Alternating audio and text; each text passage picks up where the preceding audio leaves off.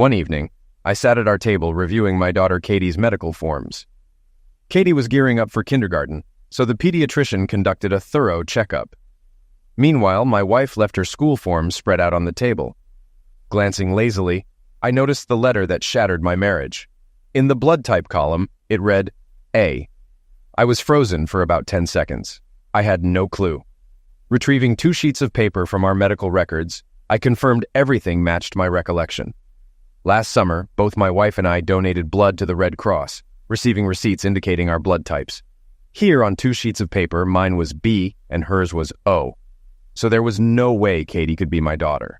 If my wife was her mother and I witnessed Marie give birth to her, then someone with blood type A had to be the father.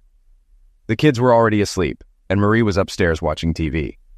I grabbed a beer from the refrigerator and sat in the backyard pondering, how did my marriage fare? I'd say, okay, pretty typical.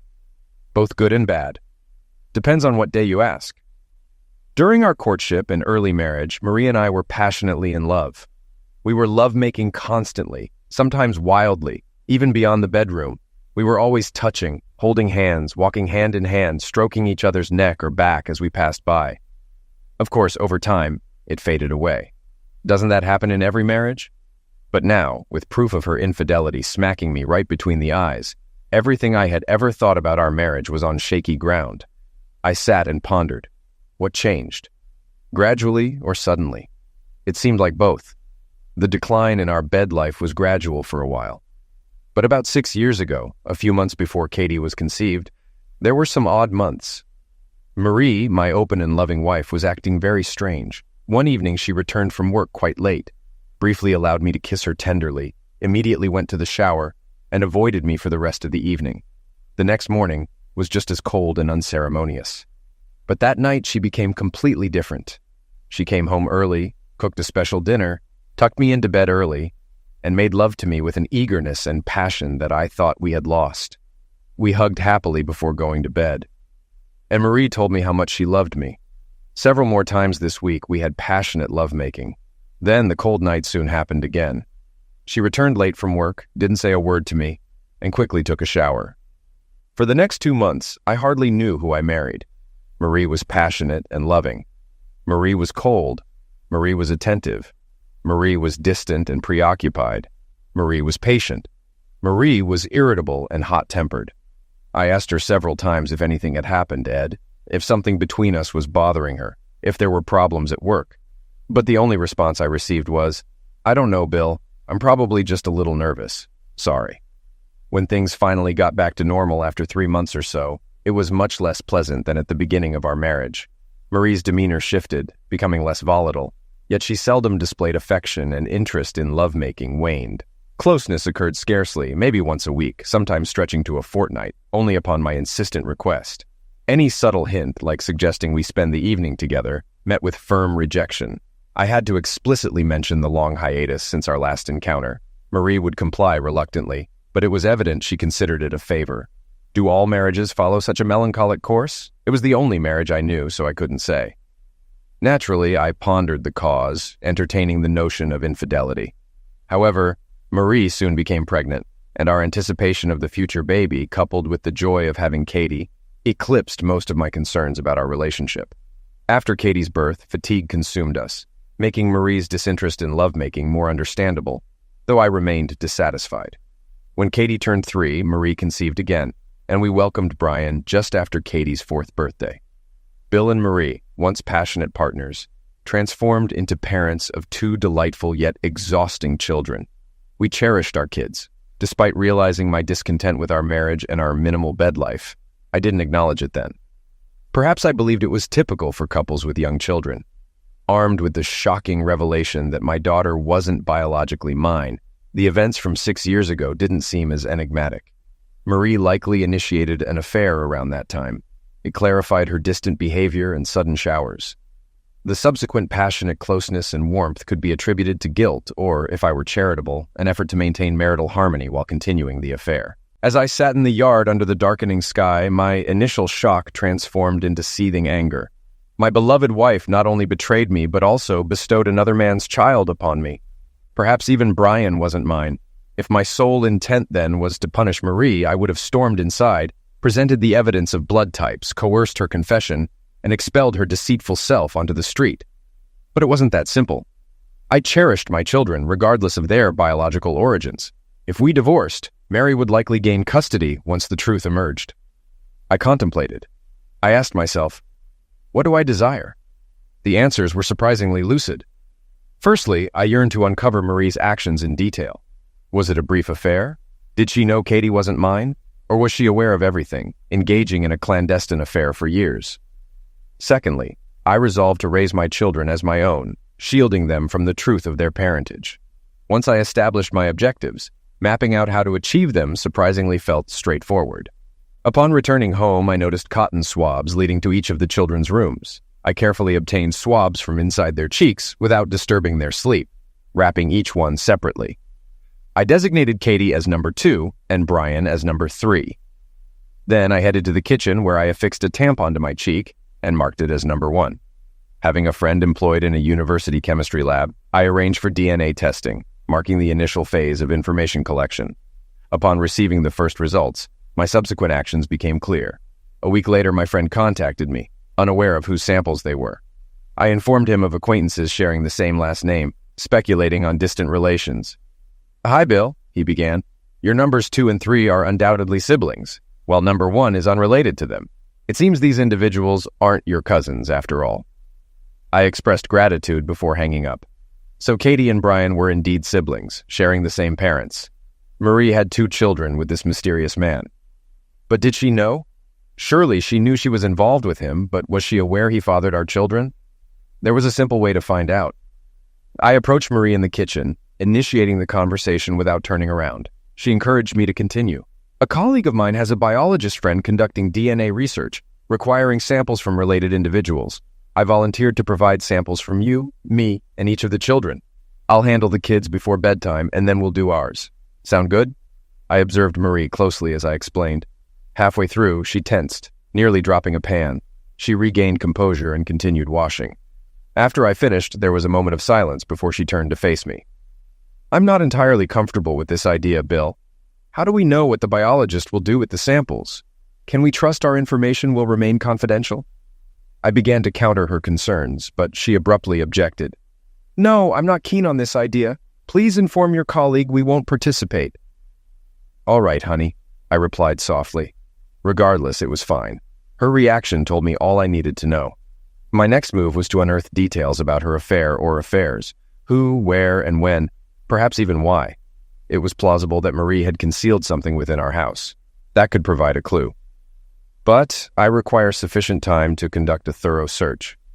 That Saturday, we had plans to visit her parents' house for the afternoon. A few minutes before our departure time, I entered the bedroom, dialed our home number on my cell phone, then pretended to engage in a conversation with my boss at work. Upon completing the call, I approached Marie. "Honey, I apologize, but there's a crisis at work, and they urgently need me for at least 4 hours today. Otherwise, the company will face serious issues." "Damn it, Bill. My parents are eager to see their grandchildren." "I understand," I reassured her. "I'm truly sorry. You go ahead. Just convey my apologies. You and the kids will have a good time. I'll prepare myself some dinner, and I'll see you in the evening." She accepted the change in plans without further objection, and soon found herself in the car with the children. Now I had ample time to systematically search the house. I concluded that searching in the usual spots where I frequent would be futile since Marie was unlikely to hide anything there. Therefore, I bypassed the kitchen, bookshelves, living room, and so forth. I also disregarded my bedroom and bathroom areas, but thoroughly inspected all sections of her closet and dresser drawers. The discovery that caught me off guard was a pair of very alluring lingerie pieces that I had never seen her wear. They were discreetly tucked away in the back corner beneath everyday items, suggesting her desire to keep them concealed from me. Only the children's rooms and the attic remained unsearched.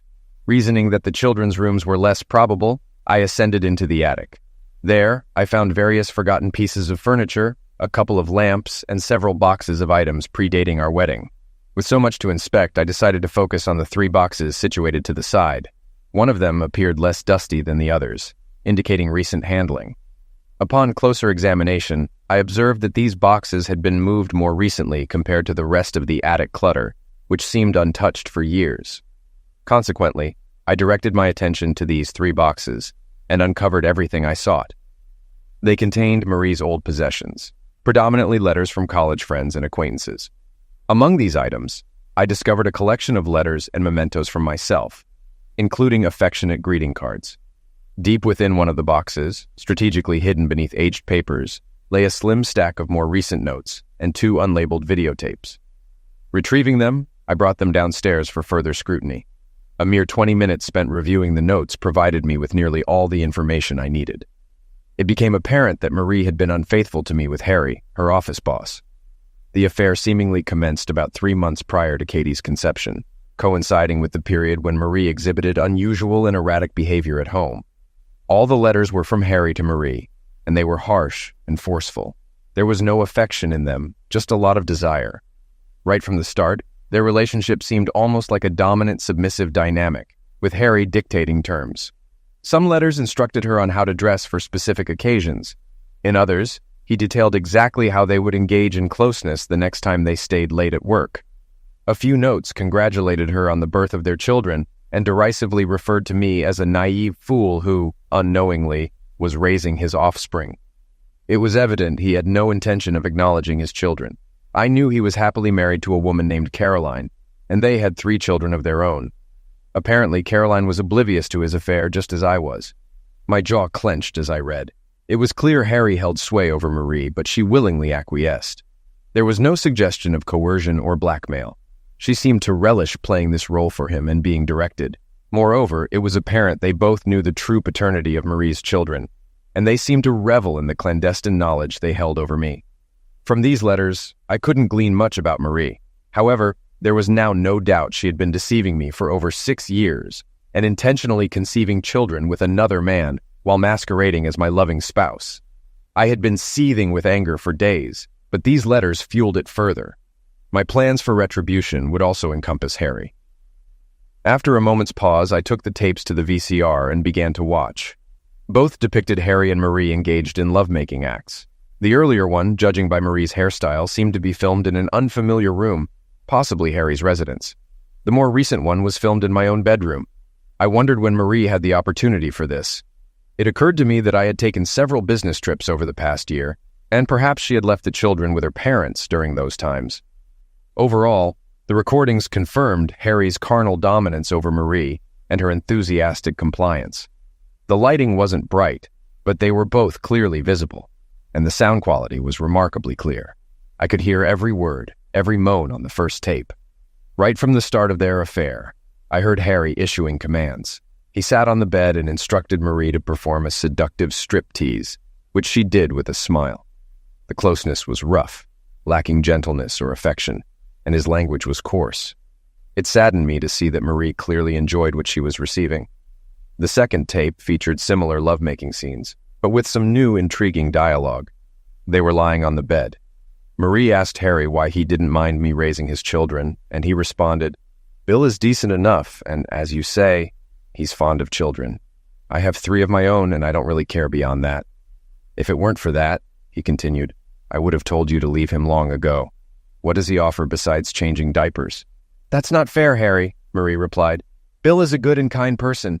He genuinely loved me and provided for me and the children.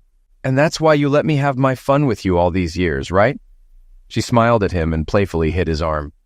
"You've never been as gentle and caring as Bill, and that's probably why I'm so drawn to you." "Yes, baby. I give you what you want," he replied. "Now let's get on with it before I have to leave." After finishing both films, I sat down and pondered how arrogant they both were, not only to write these letters, but also to be careless enough to leave them and Harry's notes where I could discover them. My retaliation will be complete, directed at both of them. I utilized a scanner to digitize each note onto my hard drive. Then, employing sophisticated software borrowed from work for a project I had undertaken last summer, I transformed each videotape into a digital file on my hard drive for future editing. After finishing, I stowed the records and tapes in the trunk of my car, concealing them beneath the spare tire. Lastly, I tidied up the attic, meticulously restoring everything to its original place to ensure Marie remained unaware of my presence. Over the ensuing 2 weeks, I methodically devised and executed my schemes. Surprisingly, it was far easier than anticipated for me to be utterly deceptive towards Marie. behaving as if nothing out of the ordinary had occurred. I realized she had been deceiving me for 6 years, so why should I struggle to reciprocate? Thus, I remained kind and affectionate, attending to the children's needs, showing Marie the same tenderness as before, and even initiating closeness on a couple of occasions. However, I did so cautiously, making it easier for her to decline. Truthfully, I had no desire to touch her again. A significant event loomed in Marie's life. She had been elected as the new president of the Key Society, a prominent charity in our city, and was set to assume office at a luncheon where she would deliver a speech outlining the charity's plans for the upcoming year. Having served on the Key Society board for 3 years, Marie was deeply honored by her appointment as president. Nervous about her presentation, she sought my assistance in crafting the PowerPoint she intended to use. This presented a golden opportunity for me. For about a week, I collaborated with her every evening, allowing her to showcase her slides and other materials while helping her organize them into a cohesive presentation. She rehearsed this routine several times in the month leading up to her big day, and each rehearsal went smoothly. Simultaneously, I prepared my own entirely distinct PowerPoint presentation, poised to replace hers. The night before the luncheon, I deleted Marie's file and substituted it with mine. Additionally, I added a password so that once the file began running, she wouldn't be able to disable it. All that remained was to ensure that Marie had invited Harry and his wife to the luncheon. I casually inquired, and she confirmed they would be attending on the appointed evening. I felt as excited as Marie, albeit for different reasons. Arriving early, Marie, resplendent in a sleek black evening gown, looked breathtaking. I assisted her in setting up the laptop and conducted a couple of tests to ensure smooth playback. We all savored a delightful dinner and listened to some introductory speeches. Marie was warmly introduced by the outgoing president, and she approached the podium appearing shy yet proud. As applause filled the room, she began speaking and initiated the PowerPoint presentation. Initially, it proceeded as expected, showcasing photos of the society's charitable endeavors and financial data. Then, according to my plan, it took an unexpected turn. Suddenly, a series of still images appeared, frames I had extracted from 2 videos depicting a couple engaged in various carnal positions. Though some photos were dimly lit, the overall impression of 10 or 12 of them confirmed they featured Marie and Harry. For a few minutes, Marie continued discussing key social issues. However, she noticed the sudden murmur from the audience, prompting her to glance at the screen behind her. Gasping, she accidentally knocked over a glass of water onto the podium. Momentarily frozen in shock, she then flushed crimson with embarrassment, frantically attempting to halt the presentation by pressing buttons on her laptop. By then, the still photos had transitioned into brief video clips. "How will you prevent Bill from discovering I'm carrying your child? As long as I let him have his way occasionally, he won't suspect anything," Harry's voice declared. "But not too often, baby, you're mine." The room erupted in noise. Laughter and cheers reverberated from every table. Marie stood in disbelief, too stunned to even feel embarrassed. Nearby, Caroline, Harry's wife, seized a vase of flowers, smashed it over Harry's head, and stormed out amid the commotion. Gradually, the guests dispersed from the ballroom, exchanging gestures and reliving the astonishing scene. Surprisingly soon, Marie and I were alone. She stood defeated and bewildered on the podium, while I sat at a table 10 feet away, wearing a broad smile and gazing up at her. Finally, she met my eyes with a look of profound sadness. "Bill, how could you betray me like this? I thought you loved me." Given the circumstances, her question struck me as absurd. I couldn't help but burst into laughter before exiting the room. Still, no, not at all. It was merely a fanciful notion. The entire town would soon learn Harry was the father of my children, potentially leading to their loss in the divorce. Moreover, they would likely resent being labeled as Marie's illegitimate offspring. No, I should have been more discreet, and I acted first. I consulted a divorce lawyer, having met him previously, and prepared documents for future use. Then, I crafted the precise PowerPoint presentation I had described.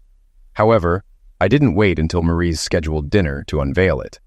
Instead, I arranged for Marie to view it herself. One evening, 4 weeks before the dinner event, after the children had gone to bed, I called Marie. "Honey, I'd like you to take a look at the draft of the PowerPoint I prepared for your speech next month." "Can it wait, Bill?" she snapped, visibly exhausted. "I'm absolutely spent today." "No, dear," I asserted firmly. "I need to review what changes are necessary so I can address them promptly. Please remember that I dedicate my free time to these tasks for your benefit." With that, I escorted her into the office and seated her in front of the computer. Simply press A when you're ready, and the file will commence on its own, I instructed, inwardly smiling.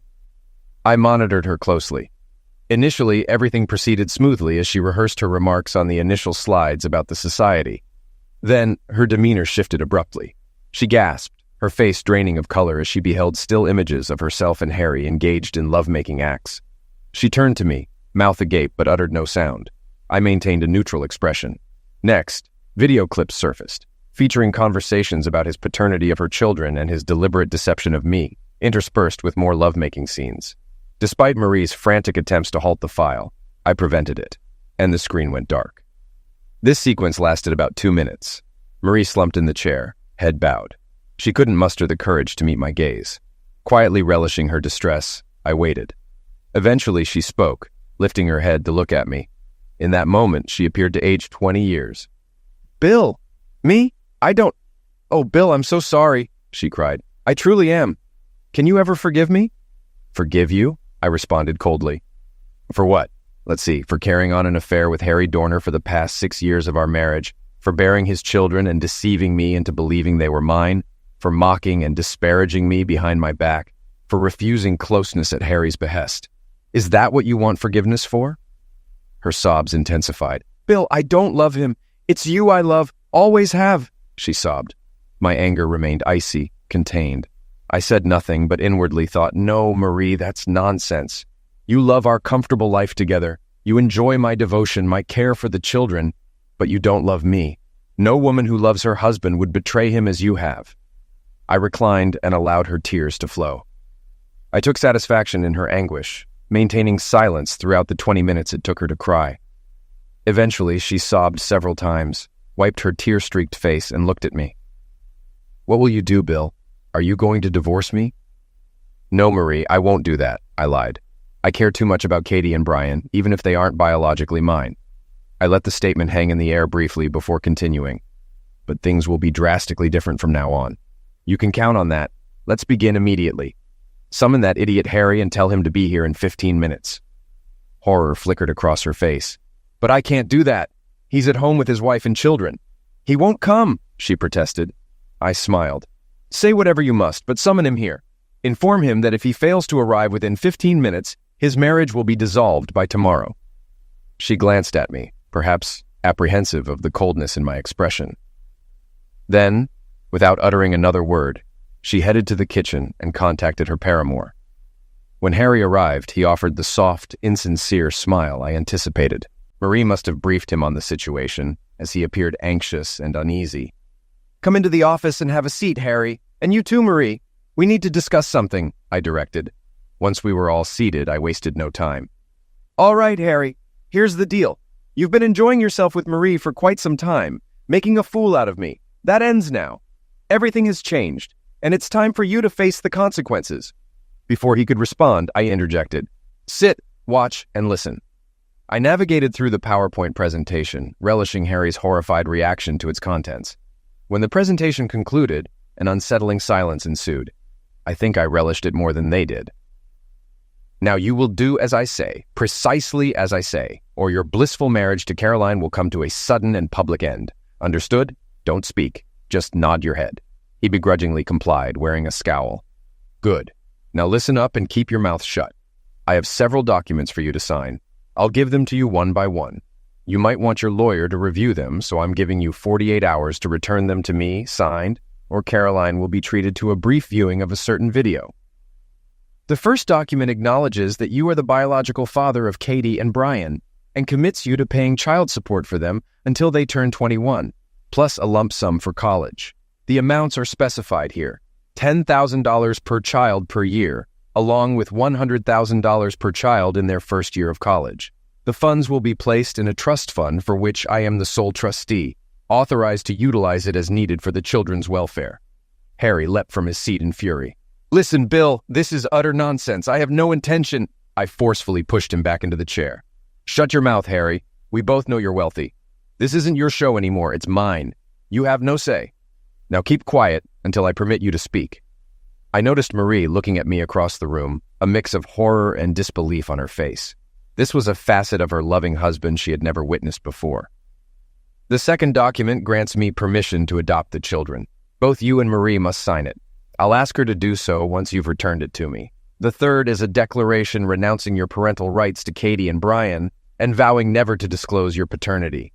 Lastly, this is a personal admission of workplace carnal intimidation against my wife by you. What? Harry sprang up again. That's a complete lie. She wanted it as much as I did. Sit down, Harry, I commanded solemnly. Perhaps, but Marie will still sign a carnal intimidation complaint against you. It's one of my conditions to refrain from divorcing her. Clear, Marie? I inquired, turning to her. Marie gazed from me to Harry, her expression fraught with fear. She remained silent. Allow me to elucidate, I addressed them both. I have no intention of utilizing any of these documents. They serve as my insurance, Harry, in the event you consider shirking your financial responsibilities to your two children, or entertain the notion of disclosing their true paternity. I handed Marie the carnal intimidation complaint drafted by my lawyer. Sign it, Marie. Still visibly frightened, she silently accepted the pen from my hand and affixed her signature to the complaint at the bottom. Now, Harry, we're nearing the end of today's meeting. I expect those signed documents back in my possession within 48 hours. You can bring them here to the house. And if you ever entertain any dark, insane notions like injuring me, rest assured that several copies of your incriminating notes and love letters to Marie are securely stored, with instructions for their exposure should anything happen to me. With a tone of contempt, I concluded, locking eyes with him. Taking Marie's hand, I guided her back into the office and seated her. I had never seen her like this before. She trembled with horror. It's all right, Marie. I would never damage you. There's no need to be afraid. My God, Bill, what's gotten into you? How could you do this to Harry? She exclaimed. I regarded her with some surprise. You don't understand, Marie. Don't you see what he's done to you, to us? It's despicable and unjust. She blushed. Yes, I see. It's just, you seem so angry, like you've lost control. Having no immediate response, I remained silent for a moment. Marie, I've told you I won't divorce you, but our marriage won't continue the same way. From now on, things will be drastically different. Do you understand? Yes, Bill. I'll do anything to make things right. What have I done to you? She pleaded. All right, I relented. Let's establish a couple of conditions. Within 2 weeks, you'll find a new job. I won't tolerate you seeing Harry every day at work. And it goes without saying, you'll have no personal contact with him ever again. No touching, kissing, lovemaking, calls, emails, nothing. Furthermore, if our marriage persists, it'll be on a wholly new basis. I refuse to endure your bad moods, your aloofness. I expect you to be a joyful, kind, loving wife every day. Your actions will demonstrate your love for me and your gratitude for our marriage. That same wild, passionate closeness you shared solely with Harry, I expect to share with me now. I anticipate seeing you in the hot lingerie I've never witnessed, tucked away in your drawer. I glanced at her pointedly, and she averted her gaze in shame. And I expect you to be eager and willing whenever I desire closeness. If you truly love me, Marie, you have much lost time to compensate for. She crossed the room and knelt at my feet, embracing my legs tightly and looking up at me. I love you, Bill, more than words can express. I'll prove it to you, I promise. I observed her tear-stained face, her frightened eyes. Somewhere within me, fragments of the love and devotion I held for this woman lingered, yet they were overshadowed, rendered insignificant by my fury at her selfishness and deceit. She deserved whatever consequences awaited her. Softening my tone slightly, I said, Listen, Marie, in 4 weeks, your social dinner will take place. Let's use these weeks to start anew, to forge something different, perhaps even better from our marriage. If all goes well, the dinner will be a celebration of our new beginning. What do you say? She nodded, holding onto my legs tightly. Yes, Bill. Thank you. Thank you for giving me a chance. I'll be whatever you need me to be. I drew her close, and she showered me with tears and kisses. Give me 10 minutes to freshen up, and then I'll start making things right, she said, rising with a smile. After she left, I relaxed in my chair, amused as I watched Marie bend over backward to please me. The next 4 weeks were bound to be enjoyable. I was a bit surprised she didn't notice what I didn't do, ask her anything about the affair's details. The whole evening must have been such a shock that she didn't have time to dwell on it. But honestly, I didn't ask because I simply didn't care. I was finished with Marie, even if she didn't realize it yet. Entering the bedroom minutes later, I found the bed made, the lights dimmed, and Marie lying in a revealing red nightgown. She had freshened up, looking as stunning as ever, albeit visibly nervous. I noticed a bottle of lube on the nightstand. Where are you? She purred, her voice trembling slightly. Come to me. I joined her, shedding my clothes, and we embraced, kissing passionately. Her body was eager, and she moved with excitement. Whether it was genuine or an act, I enjoyed it. Despite my anger toward Marie, I found myself immersing in pleasure with her. She had a beautiful body, and her impatience was exhilarating, especially after years of indifference. I lay back and let her take charge, which she seemed happy to do. Afterward, she turned off the light and cuddled up to me under the blanket. She kissed my neck gently and whispered, "Sleep well." Drifting off, I anticipated receiving similar attention over the next 4 weeks. I genuinely enjoyed the subsequent weeks as Marie dedicated herself to rebuilding our marriage. The next morning, she woke me with a cheerful smile and a loving kiss, offering some love-making morning pleasure. Before breakfast, I watched with interest as Marie went above and beyond her usual routine to prepare the children for their day. That evening, I returned home to an unusual meal Marie had decided to cook from a cookbook recipe. Though the kids weren't fans, I enjoyed it, and Marie took charge to ensure they bathed and went to bed on time so we could enjoy our evening. Our nightly encounters were a refreshing change. Marie wore another enticing nightgown, and we indulged in unhurried closeness. Her enthusiasm, affection, and energy remained consistent. Despite my inner turmoil, I couldn't help but observe how we portrayed a happy newlywed couple each day. Marie's affection remained steadfast. She exuded cheerfulness and assistance in the mornings, and she was equally playful with our children and love-making moments. The allure of new, seductive lingerie gained my full endorsement, and we explored several exciting new positions, finding some to be thoroughly satisfying. My life resembled a joyful illusion, though I harbored no trust in my wife, seething with anger beneath my facade of contentment, merely feigning reciprocal affection. Harry's signed papers arrived promptly in my mailbox, followed by Marie's swift consent to adoption, facilitated by my lawyer. That same week, he orchestrated a private hearing with a judge, and within 10 days, the legal adoption was finalized. Subsequently, my lawyer handled the divorce proceedings. One morning at work, Denise Reynolds, a colleague with whom I occasionally collaborated, paid me an unexpected visit. At 28, she was 5 years my junior and undeniably attractive. While her occasional flirtatious remarks hadn't caught my serious attention before, she was definitely someone I considered in my circle of potential partners. To my surprise, Denise's visit wasn't work-related. "Bill," she said, "you seem different lately. Have you been working out or something? You look younger or fitter." "Thanks for noticing, Denise," I replied with a smile, then impulsively added, "Actually, it's something else entirely, but not something I can discuss here. Perhaps we could grab lunch today?" "Sounds good," she agreed. We went to the salad bar, then took our lunches to a table in the park and enjoyed the sun while we ate. "The change you've noticed is probably due to the fact that my marriage is falling apart," I explained. She looked puzzled. "And this makes you look better? Explain, please."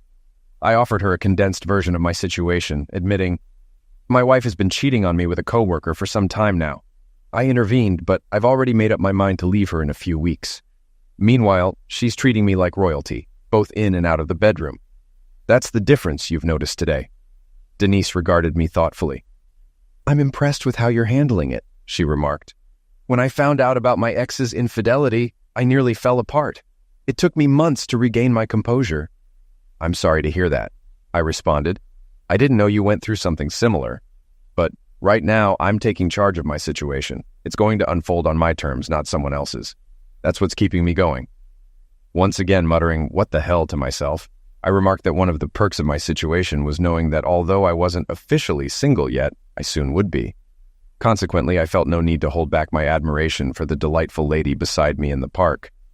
I glanced at her with a smile, causing her to blush slightly before looking away and then back at me.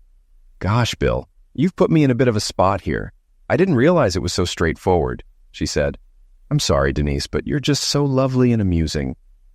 I've been drawn to you since we first met. It's just that, until now, it felt taboo to bring it up. Any chance you'd join me for dinner on Saturday? I know this charming little Italian spot with a view of the river," I proposed. She regarded me earnestly. "Bill, I like you too, and being with you has always been effortless. Can I trust you? Is your marriage truly over, or is this just a ploy to get into my pants? Forgive me, but I've been through this scenario before." "Denise, I've always been honest with you, and as you're aware, I've never made advances before. I'm ending things with Marie in about 2 weeks and filing for divorce the same day. There's no turning back now, but I'll understand if you want to push me away. I'll just be a tad disappointed, I confessed. She smiled. No, Bill. Since you've made the offer, I'm ready to accept it before you change your mind. Her gaze met mine intensely, and after a brief hesitation, I leaned forward, and we shared a gentle, tender kiss. It wasn't fiery or passionate, but it felt like a beautiful promise. Afterward, I beamed at her like an ecstatic child. When I informed my wife of my plans for a date on Saturday night, it brought out the worst in me. I made it crystal clear that I'd be going out with another woman and expected her to stay home with the kids. Bill, Marie was shocked, on the verge of tears. But I've tried so hard. Think of something to salvage our marriage. How can you see someone else? It's simple, Marie. Not only did you see someone else, but you also had an affair with him behind my back for 6 years. You've been making an effort lately, and I appreciate that. But it doesn't mean you automatically deserve my unwavering loyalty. It's pretty evident that I'll need to find happiness elsewhere for a while before we can even consider reconciliation, I retorted. She began to cry softly. Will you sleep with her? She asked. No, but I can. And that's something you'll have to come to terms with. If it hurts you, maybe it'll help you understand the pain you've caused me, I concluded, ending the conversation as I left the room. My initial outings with Denise were delightful, yet cautious, as we both proceeded with care. We savored the moments, sensing there was more than mere physical attraction between us. We conversed, laughed, vented about co-workers, shared childhood stories, and simply grew acquainted.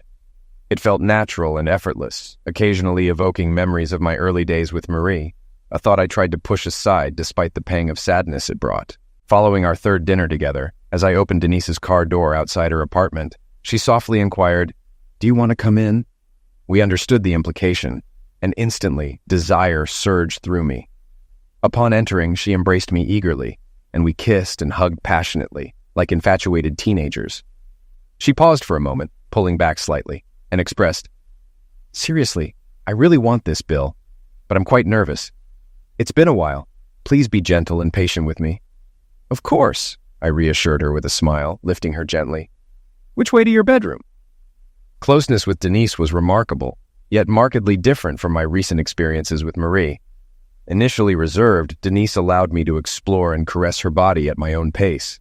Despite her initial shyness, her beauty captivated me, and every moment with her was cherished.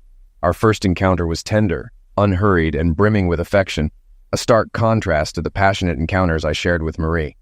It felt like two individuals genuinely caring for each other and finding happiness together. Afterward, Denise kissed me tenderly and asked if I could stay the night, to which I gladly agreed, and we drifted off to sleep wrapped in each other's arms. The following morning, Denise seemed slightly embarrassed again, and though we refrained from lovemaking, we bid farewell with sincere tenderness, exchanging several tender kisses. With only a few days remaining until my impending wedding night with Marie, I chose not to divulge my plans to Denise, but assured her of my imminent divorce proceedings.